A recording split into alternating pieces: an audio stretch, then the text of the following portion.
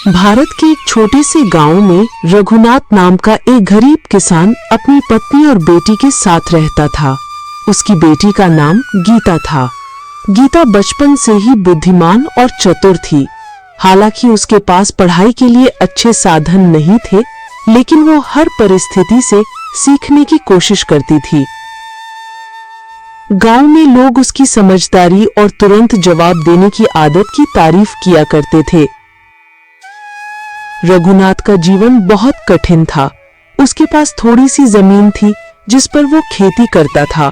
बरसात कम होने की वजह से फसलें अक्सर खराब हो जाती थीं। घर का खर्च बड़ी मुश्किल से चल पाता था। गीता हमेशा अपनी माँ बाप की मदद करती, कभी खेत में तो कभी घर के कामों में, लेकिन उसका मन हमेशा कुछ नया सीखने और सोचने में लगा रहता था। एक दिन रघुनाथ खेत से थका हारा लौट रहा है। उसकी पत्नी और बेटी उसका इंतजार कर रहे हैं। रघुनाथ थक कर बैठते हुए, अरे भाग्य ही रोट गया है। खेत में मेहनत तो दिन रात करता हूं, पर फसल सही नहीं होती। पेट भरने लायक अनाज भी मुश्किल से जुटता है। सावित्री दुखी होकर बोली, हिम्मत मत हारो जी, ऊपर वाला सब देख रहा है। जब तक गीता जैसी बेटी हमारे साथ है, हमें चिंता करने की जरूरत नहीं। गीता हंसते हुए, हाँ पिताजी, आप चिंता क्यों करते हैं? देखना, एक न एक दिन किस्मत जरूर बदलेगी। माँ सही कह रही है, ऊपर वाले पर विश्वास रखिए, वो सब देख रहे हैं। और फिर मेहनत करने वालों को कभी भगवान खाली हाथ नहीं छोड़ते। रघुनाथ सिर सहलाते हुए, तू बड़ी समझदार हो गई है बेटी। बस यही बुद्धि और साहस तेरी सबसे बड़ी ताकत है। राज्य में ऐलान। गांव में ढोल नगाड़े बजते हैं। राजा का एक सिपाही घोषणा करता है, सुनो सुनो सुनो सुनो सभी गांव वालों, महाराज विक्रम सिंह का आदेश है, कल दरबार में विशेष सभा होगी।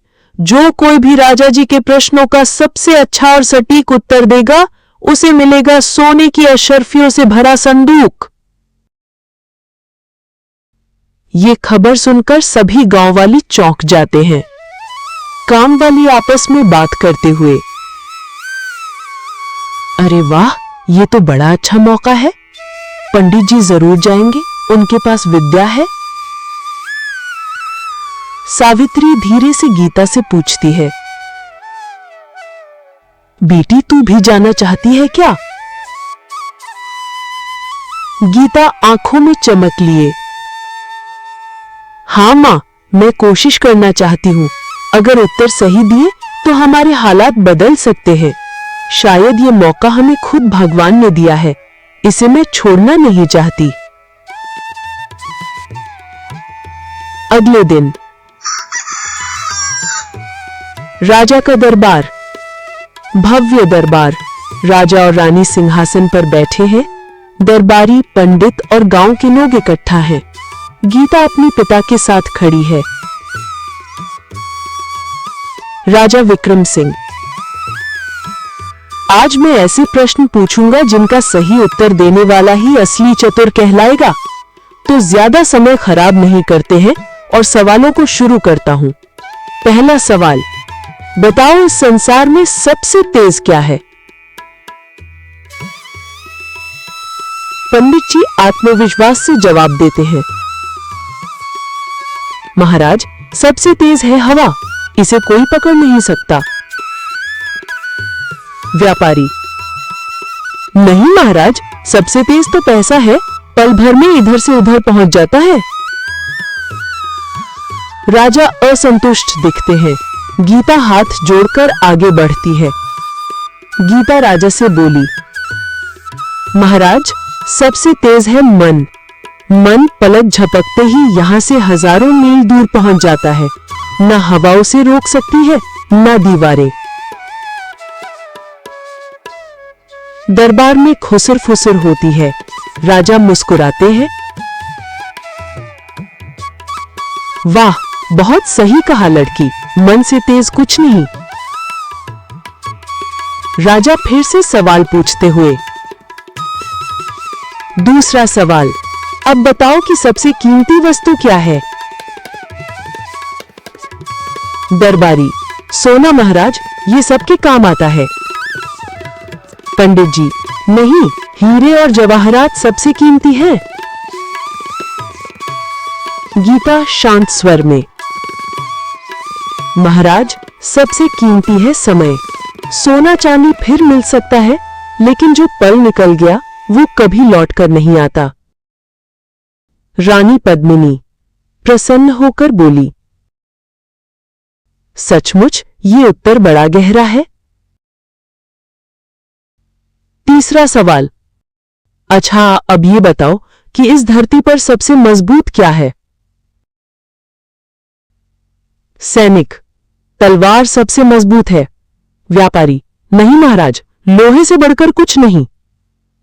गीता, महाराज, सबसे मजबूत है सच्चाई। लोहे को पिघलाया जा सकता है, पहाड़ टूट सकते हैं, लेकिन सच्चाई कभी नहीं हारती। राजा ताली बजाते हैं। बिल्कुल सही, यही तो असली ताकत है। चौथा सवाल, और बताओ जीवन का सबसे अच्छा साथी कौन है? पंडित जी, परिवार। दरबारी, मित्र। व्यापारी, धन। गीता दृढ़ आवाज में, महाराज, सबसे अच्छा साथी है ज्ञान। धन छूट सकता है, परिवार बिछुड़ सकता है, मित्र रूठ सकते हैं, पर ज्ञान जीवन भर साथ देता है।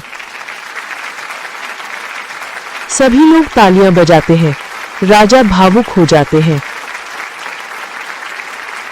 अद्भुत, इतनी छोटी उम्र में इतनी गहरी बातें, तुम सचमुच असाधारण हो। पुरस्कार और सम्मान। राजा, आज से ये किसान की बेटी राज्य विद्युषी कहलाएगी। इसे सोने की अशर्फियों का संदूक, रेशमी वस्त्र और सम्मान पत्र दिया जाए। सिपाही सोने का संदूक लाकर गीता को देता है। रघुनाथ आंखों में आंसू लिए, बेटी, आज तूने मेरे सपनों को सच कर दिया। सावित्री रोते हुए, सचमुच भगवान ने हमारी मेहनत देखी है। रानी पद्मिनी, गीता, तुम हमारे राज्य की लड़कियों के लिए प्रेरणा बनोगी। गांव वापसी। गांव में ढोल नगाड़े बजते हैं, लोग फूल बरसाते हैं। हमारी गीता ने तो कमाल कर दिया, अब बेटियां भी बेटे से कम नहीं। गीता सबसे कहती है, भाइयों बहनों, गरीबी या अमीरी से कोई बड़ा नहीं होता। असली ताकत है ज्ञान और सच्चाई। मेहनत करो, सीखो और आगे बढ़ो। इस तरह गरीब किसान की चतुर बेटी गीता गांव ही नहीं बल्कि पूरे राज्य के लिए प्रेरणा बन गई।